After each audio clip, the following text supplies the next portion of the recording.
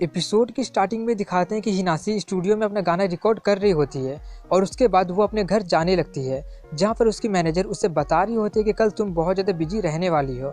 वहीं पर हिनासी हारूना की बातों को ही सोच रही होती है जब वो उससे कहा होता है कि मुझे ये कहने का टाइम ही नहीं मिला था कि मैं तुम्हें पसंद करता हूँ, और अपने बचपन के बारे में सोचने लगती है और सीन फ्लैशबैक में चली जाती है, जहाँ पर वो हारूना के साथ खेलने के बाद शाम को अपने घर चली जाती है, जहाँ पर उसके घर में उसकी मम्मी पापा हमेशा लड़ते झगड़ते रहते थे क्योंकि उसके पापा उसकी मम्मी पर चीट कर रहे थे।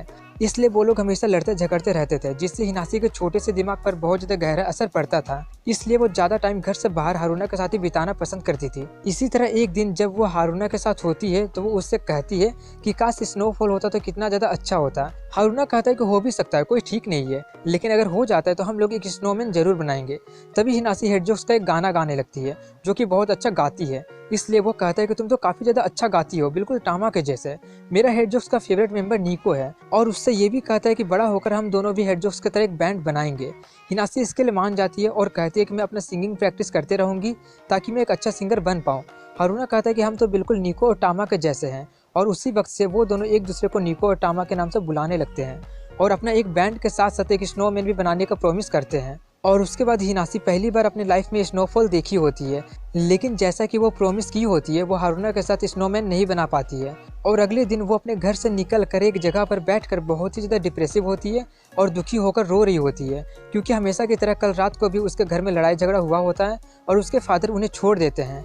इसलिए उसकी मम्मी हिनासी को अपनी मम्मी के पास लेकर जाने के लिए कहती है, लेकिन हिनासी बहुत ज़्यादा दुखी होती है। वो कहीं भी जाना नहीं चाहती थी, वो हमेशा हारूना के साथ ही रहना चाहती थी। इसलिए वो वहाँ पर बैठकर बहुत ज़्यादा रोती है, दुखी होती है। और उसके बाद जब वो अपने घर जाने लगती है तभी रास्ते में उसे हारूना मिलता है, जो उससे अपने साथ लेकर जाते हुए कहता है कि मैं तुम्हारा कब से इंतजार कर रहा था, और उससे वो स्नोमैन भी दिखाता है जो वो बनाया होता है। वो देखकर वो बहुत ज़्यादा खुश होकर कहती है कि तुम्हें तो हमारा प्रॉमिस का एक एक बात याद है। वो कहता है कि तुम खुश हो गई ना, बस मेरे लिए वही काफ़ी है। ये सुनकर वो बहुत रोने लगती है, और उसके बाद उसकी मम्मी उसे अपने साथ लेकर चली जाती है, और वो आखिरी बार हारूना को गुड बाय भी नहीं बोल पाती है।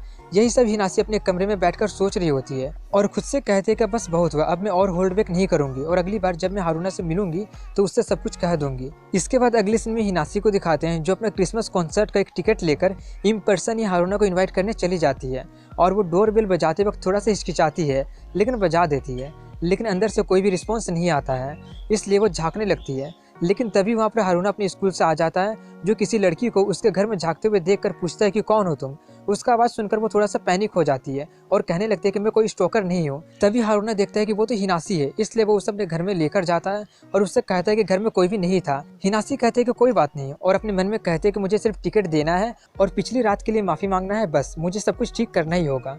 ये कहकर वो एक टिकट हारूना को देते हुए कहते हैं कि क्रिसमस में मेरा एक कॉन्सर्ट होने वाला है, इसलिए मैं चाहती हूँ कि तुम आने की पूरी कोशिश करना, और पिछली रात के लिए माफ़ी मांग लेती है और कहती है कि मुझे तो ऐसा लग रहा था कि कहीं तुम मुझसे नफरत ना करने लगे हो, इसलिए मैं तुम्हें ईमेल करने से भी डर रही थी, इसलिए मैं बहुत हिम्मत जुटाकर यहाँ पर आई हूँ। हारूना कहता है कि मैं भी बिल्कुल यही सोच रहा था, इसलिए मैं मैसेज करने से भी तुम्हें डर रहा था, क्योंकि मुझे लग रहा था कि तुम मुझसे नफरत ना करने लगी हो। ये सुनकर हिनासी उस पर चिल्लाने लगती है कि तुम मुझे आराम से आकर कह सकते थे, तुम्हें पता है ना कि मैं कितना ज़्यादा स्ट्रेस हो गई थी, तुम तो बिल्कुल भी नहीं बदले हो। और पूछती है कि तुम कॉन्सर्ट में आ रहे हो या नहीं। हारूना कहता है कि मैं जरूर आऊंगा। ये सुनकर वो कहते हैं तो ठीक है, मैं तुम्हें माफ कर दूंगी। इसके बाद वो लोग कुछ बातें करते हैं और हिनासी उसे अपने कॉन्सर्ट के बारे में बताने के बाद अपने एक नया गाने के बारे में बताती है, और वो उसे सुनाने के लिए निकालने भी लगती है। लेकिन तभी हारूना कहता है कि मेरा भी बैंड स्कूल फेस्टिवल में परफॉर्म करने वाला है। ये सुनकर वो जो सीडी निकाल रही होती है वो नहीं निकालती है।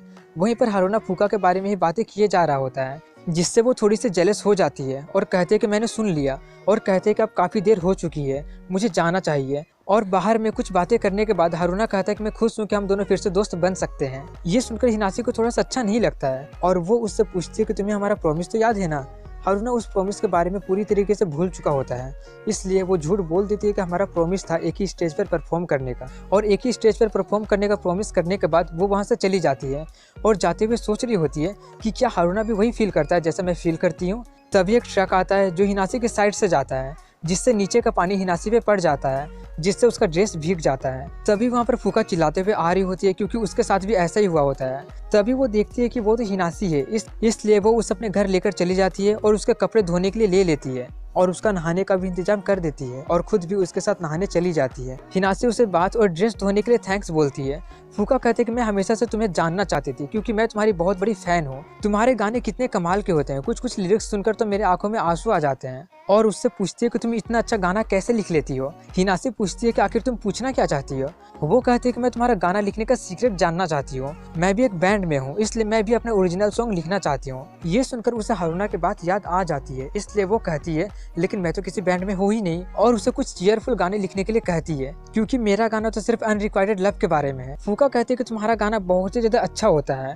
उसे सुनकर ऐसा लगता है कि जैसे मैं सब कुछ फील कर रही हूँ कि कैसे तुम उससे दूर होकर भी उससे प्यार कर रही हो। हिनासी किसी तरीके से मान जाती है और उसे बताती है कि जब मैं छोटी थी तब मैं एक लड़के से प्यार करती थी और मैं उसे आज तक भूल नहीं पाई हूँ। वही मेरा ज्यादातर गाना का इंस्पिरेशन है। भले ही मेरा लव वन साइडेड था लेकिन वो ट्रू था। मैं कभी भी उसे कन्फेस नहीं कर पाई थी, इसलिए मैं अपने फीलिंग्स को एक्सप्रेस करने के लिए गाने लिखती हूँ। ये बताने के बाद वो उससे कहते हैं कि मैं तो ऐसे ही गाने लिखती हूँ, पता नहीं ये तुम्हारी कुछ मदद कर भी पाएगा या नहीं। और उससे पूछती है कि क्या तुम्हारे लाइफ में कोई है। फूका कहते कि नहीं, मैं कभी भी रिलेशनशिप में नहीं पड़ी हूँ। और उससे कहते कि मैं तुम्हें उस लड़के से मिलाने की पूरी कोशिश करूंगी क्योंकि मैं चाहती हूँ कि तुम्हारा सभी सपना सच हो जाए और तुम हमेशा खुश रहो। ऐसा करने से शायद मुझे भी पता चल जाए कि प्यार में पड़ना कैसा होता है। इसके बाद हिनासी कुछ सोचते हुए अपने घर चली जाती है और आखिरी सीन में दो लोगों को दिखाते हैं जिन्हें हारूना और हिनासी का प्रॉमिस करते हुए पोज में फोटो मिल गया होता है, जिसे वो लोग सोशल मीडिया पर पोस्ट करने के बारे में कह रहे होते हैं। और यहीं पर एपिसोड की एंडिंग हो जाती है।